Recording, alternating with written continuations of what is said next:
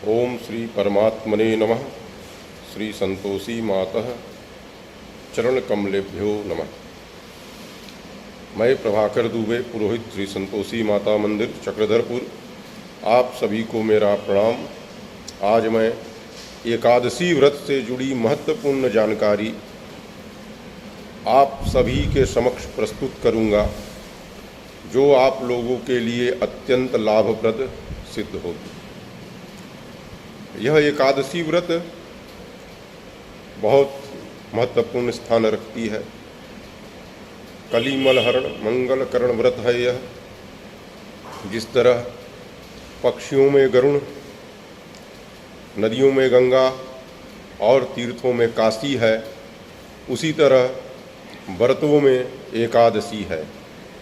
हमें अपने जीवन में एकादशी को, व्रत को अपने जीवन में एक बार अवश्य धारण करना चाहिए। अब बोले कब तक धारण करना चाहिए, तो आमरण धारण करना चाहिए। तात्पर्य जब तक शरीर में प्राण रहे इस व्रत को कर सकते हैं।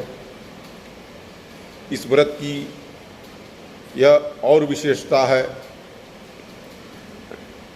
कि इस व्रत को करने के लिए किसी विशेष मनोरथ को लेकर आप इस व्रत को धारण प्रारंभ करने की आवश्यकता नहीं पड़ती, क्योंकि यह व्रत स्वयं आपके स्वतः सभी मनोरथ को सिद्ध करता है। समस्त इहलौकिक एवं पारलौकिक सुख को प्रदान करने वाला यह व्रत एकादशी है। माह में 2 एकादशी व्रत होती है, एक कृष्ण पक्ष की और एक शुक्ल पक्ष की। इस तरह वर्ष भर में 24 एकादशी होती है, और जिस वर्ष अधिक मास पड़ती है उस वर्ष 26 एकादशी व्रत होती है। दोनों ही एकादशी समान रूप से महत्वपूर्ण है। दोनों कृष्ण पक्ष और शुक्ल पक्ष, दोनों एकादशी का अपना महत्व है। दोनों में भेद नहीं रखना चाहिए, ऐसा पद्म पुराण में वर्णन है, उल्लेख मिलता है कि दोनों एकादशी जो कृष्ण पक्ष और शुक्ल पक्ष की होती है, दोनों एकादशी व्रत लोग धारण करते हैं। अब हम इस पर विचार करते हैं कि ये व्रत कौन कौन करें। तो सूर्य पुराण में इसका उल्लेख है कि कोई भी हो, स्त्री अथवा पुरुष, किसी भी संप्रदाय के लोग भी अथवा कोई भी पंथ के हों, वो इस व्रत को धारण कर सकते हैं। धर्म सिंधु में भी यह उल्लेख मिलता है कि 8 वर्ष से 80 वर्ष के मध्य के कोई भी लोग हों, वो इस व्रत को प्रारंभ करें, धारण कर सकते हैं। और समर्थ हों तो 80 वर्ष के उपरांत भी अथवा आमरण इस व्रत को कर सकते हैं। जिनको इस व्रत का प्रारंभ करना हो, वो किसी भी एकादशी में शुभश अतिशीघ्रम, शुभ काम को शीघ्र प्रारंभ करना चाहिए। तो किसी भी एकादशी में अथवा शुक्ल पक्ष की एकादशी में वो व्रत को प्रारंभ करें। गुरु और शुक्र तारे पर विचार कर लें कि वो अस्त न हो अथवा मलमास न चल रहा हो। चलिए अब हम इस चीज़ को समझते हैं कि ये व्रत हम कैसे करें, पूजन विधि या व्रत के दिन हम क्या पूजन कैसे करें। तो यह व्रत एकादशी तिथि के दिन की जाती है।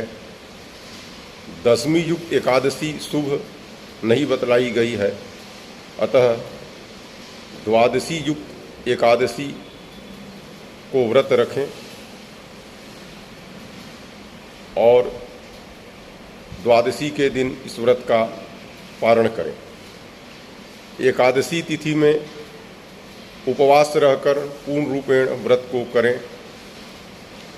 पद्म पुराण में यह उल्लेख है, न भोक्तव्यम न भोक्तव्यम न भोक्तव्यम हरिर्दिने। 3 बार यह यह कहा गया है कि भोजन नहीं करना है, भोजन नहीं करना है, भोजन नहीं करना है। तात्पर्य, यह व्रत पूर्ण रूपेण उपवास होकर करना चाहिए। इससे विशेष फल की प्राप्ति होती है। लेकिन अब जो समर्थ न हो, जो अशक्त हों, जो रोगी हों, वो एक बार फलाहार होकर भोजन ग्रहण कर सकते हैं। एकादशी के दिन आप एकादशी व्रत के कथा को श्रवण कर सकते हैं। शालिग्राम का विधिवत विशेष पूजन करें, विष्णु सहस्त्र नाम का पाठ कर सकते हैं, अथवा ओम नमो भगवते वासुदेवाय महामंत्र का जाप भी आप कर सकते हैं। एकादशी व्रत के रात्रि में रात्रि जागरण करना चाहिए पूर्ण फल की प्राप्ति हेतु, क्योंकि इस व्रत में रात्रि जागरण के लिए भी कहा गया है। फिर दूसरे दिन द्वादशी के दिन प्रातः सूर्योदय पूर्व जगकर स्नान आदि से निवृत्त होकर भगवान को प्रसाद भोग लगाकर उसे ग्रहण कर व्रत का आप पारण कर सकते हैं। एकादशी व्रत के दिन चावल का विशेष त्याज्य है, निषेध है। तो चावल को स्पर्श न करें। पूजन में भी, अक्षत में भी चावल का इस्तेमाल वर्जित है। नमकीन युक्त भोजन भी ग्रहण आप न करें। इस तरह पूर्ण शुद्ध भाव से, श्रद्धा भक्ति से होकर एकादशी व्रत को करें और व्रत को पूर्ण करें, और यह व्रत आपके संपूर्ण जीवन के वैभव को प्रदान करने वाली हो। ऐसे मंगल कामनाओं के साथ आप सभी को मेरा जय श्री राम।